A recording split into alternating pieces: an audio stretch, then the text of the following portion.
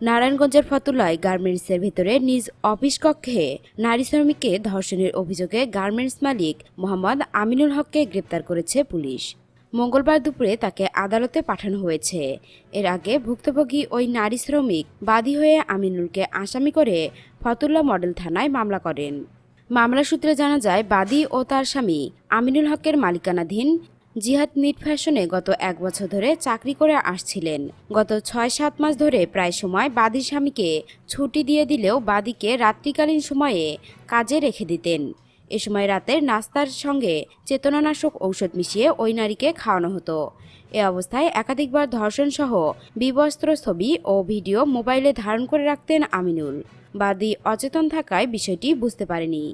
চলতি মাসের 4 তারিখ রাত 8টা ভোর 6টা পর্যন্ত বাদী তার নাইট ডিউটি শেষে বাসায় চলে আসার সময় আমিনুল হক তার সঙ্গে জরুরি কথা আছে বলে সব শ্রমিকদেরকে ছুটি দেন।